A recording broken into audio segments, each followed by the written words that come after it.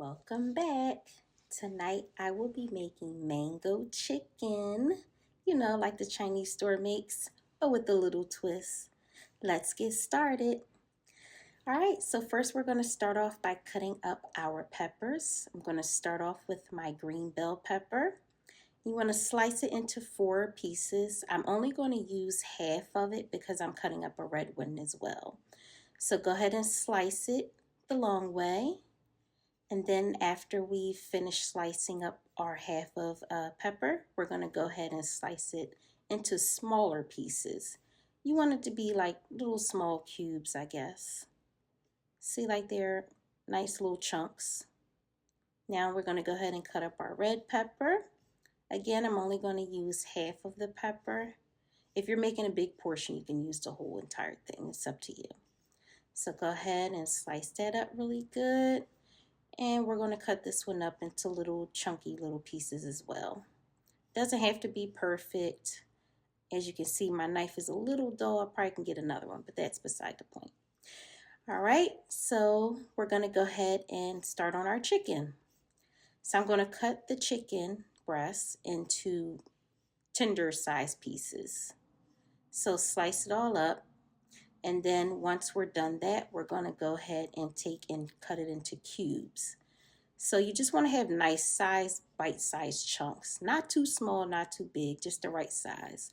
And you want to do this to all of your chicken breasts. I used 3 chicken breasts, and this is how much I came up with once I was done.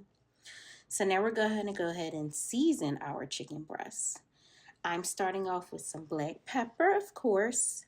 Now, I don't have measurements, but as much as you like, it's up to you. So go ahead and sprinkle that on. Then we're going to add our pink Himalayan salt and some smoked paprika. Now you season to your heart's desire. And lastly, of course, my favorite, that good old garlic powder. Sprinkle on as much as you want. And then once we're done, we're going to go ahead and start tossing them all around, all of our pieces, because you want everything to be evenly coated with the seasoning.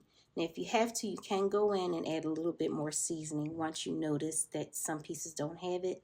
It's totally fine. When you're done, you're going to go ahead and set it aside. That way we can go ahead and get started with our flour mixture. So we're going to start with the dry flour. I used 2 cups of flour, and then we're going to use 2 tablespoons of cornstarch. You just want to go ahead and mix the flour and the cornstarch up together just until the cornstarch is evenly mixed in there. Okay, just give it a couple stirs and it'll be fine. Then we're going to go ahead and season our flour mixture. I'm using the same seasonings that we use for our chicken, some ground black pepper, pink Himalayan salt, some smoked paprika, and some garlic powder.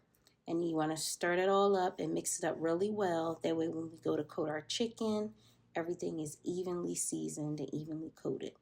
So go ahead and give it a few stirs.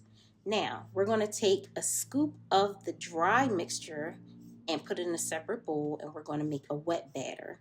All I did was take that scoop and add a little bit of fresh spring water to it and mix it up. If you want to use an egg, you can do that as well. So I'm going to go ahead and put some oil in my pan. I'm using sunflower oil, and you're going to heat it up. This is what we'll be cooking our chicken in. So go ahead and take some of your chicken cubes, put it in the wet batter. Now put it in a dry batter and make sure they're evenly coated all around on each piece. And then we're going to go ahead and toss them inside of our oil. Now, go ahead and let them cook for a few minutes, and you can check and see where they're done. When one side is done, you want to go ahead and flip it over and allow the other side to cook. So you want them to be a little crunchy, not too hard, because we're going to go ahead and add them in our sauce. So just a nice light crunch on them is good. And I'm using medium heat. This is what they'll look like when they're done. So you take them out your oil and just set them aside. Now, we're going to go ahead and start our sauce. So in a clean pan, we added oil. And then we're going to go in and add our minced garlic, some chopped onions. I chopped those before, don't worry about it. And we're going to go and add in our chopped up pieces of red and green peppers that we chopped up. So go ahead and stir those all up, and we're going to let them sweat down just for a few minutes, maybe 2 minutes or so, just to get them a little soft. Now we're going to go ahead and add in our diced mango pieces, and you're going to stir that up and sweat them down a little bit more. Let those juices start flowing. Stir it up real good. Now we're going to season those. We're going to use some garlic powder, some black pepper, of course, and as much as you want, no special measurements. Stir it up, and then you're going to go ahead and toss in your chicken pieces that you set aside. So go ahead and get as many in there as you can fit. If you have to do a second pan, that's fine.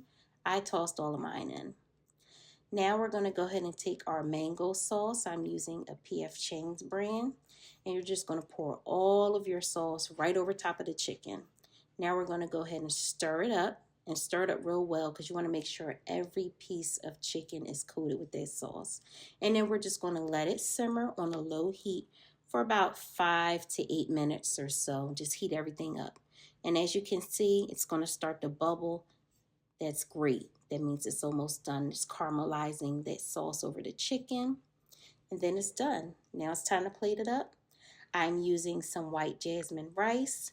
And I'm going to spoon that mango chicken right around the rice. There you go. See that? Nice and pretty, right? And of course, you know, girl, gotta have a topping.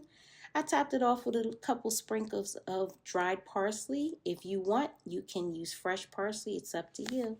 Let me know how you like it.